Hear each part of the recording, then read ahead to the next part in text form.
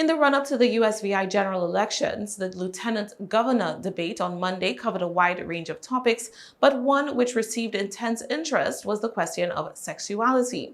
About 40 minutes into the approximately hour-long debate, incumbent Lieutenant Governor Tregenza Roach attempted to equate his opponent's sexuality to comments made by Facebook users insinuating that he was not married to a woman.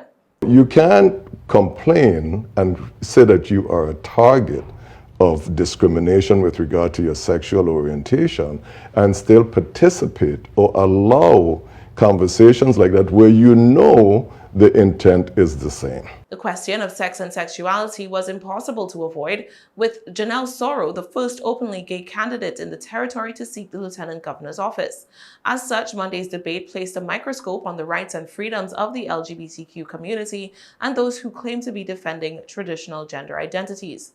The question arose out of an incident 2 weeks ago when a local Calypsonian performing a song supportive of the incumbent Brian Roach ticket referred to Senator Soro in this manner. Who you want for governor? Not the he, she, or the long neck fella. Who you want for governor? In response, Soro noted that LGBTQ individuals were also voters who were making decisions about who they would be supporting in the upcoming general election. The incident triggered much debate in the public domain and elicited comments from some who questioned the sexual orientation of Lieutenant Governor Roach as well. During debate on Monday night, Roach complained that his opponent did not come to his defense over those remarks, nor did she take steps to quash that line of inquiry, knowing that the intent of the user's jabs, according to him, equated to her being called he, she. The issue of utilizing whether the perception of the reality of a person's sexual orientation against them is certainly not limited to any comments made to Senator Soro alone. Senator Soro made a post about that calypso, which I'm not defending, but she made a post on her page, targeted the LGBT community with whatever she said was said in the calypso to essentially politicize it and say, vote for me, not for them. But under that same post, all kinds of comments, references to my sexuality, questions as to whether I am married to a man or a woman, and not by just saying the he, she, and the calypso, but calling my name in the same post that the senator had on her page. The senator didn't come on the page and say, well, you know, marriage records are like marriage return, marriage license, marriage certificates, they're public. So if you want to know if a person is married to a man or to a woman, you can go and find that out. So when you come to the lawful relief, you have to say that your hands are clean.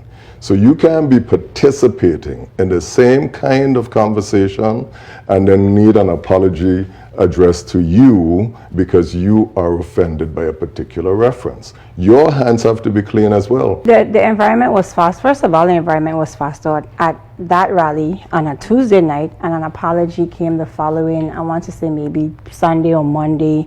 5-6 days went by without any single apology or recognition. The apology came following public outcry and the video becoming viral.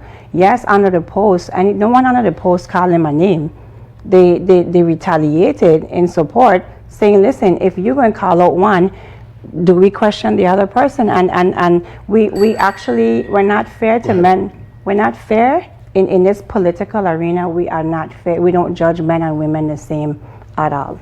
Meanwhile, Soro, who reiterated that she would no longer hide her sexuality from the public, was asked to list 5 steps she could take if elected to reduce discrimination against the LGBTQ community.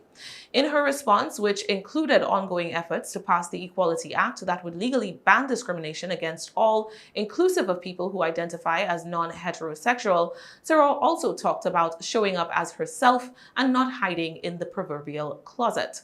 I live a very open life, and I live an open life because I believe in showing up as the most authentic version of myself, hoping to inspire somebody. I always tell my friends the closet is for clothes and shoes, and I am not to be hidden. I have a lot more to offer the people of the territory outside of sexual orientation, and we tend to focus a lot on that, and we tend to promote a culture of transphobia, homophobia, and we create very uncomfortable spaces for those who may want to move back home or live in the territory. In response, Roach argued that although Sorrell was living the life she wanted to lead, she was surrounded by people who did not feel the same. That made it even more imperative, Roach said, for her to have spoken out against those who mocked him under the post.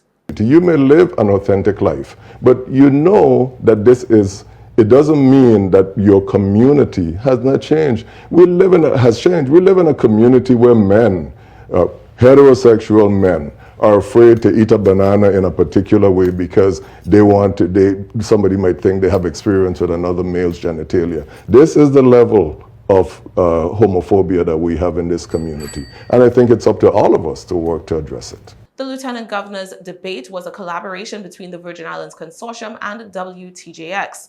On Thursday, the top of the tickets will face off in what is expected to be the biggest debate of the cycle: incumbent Governor Albert Bryan Jr. and his challenger, Senator Kurt Viale.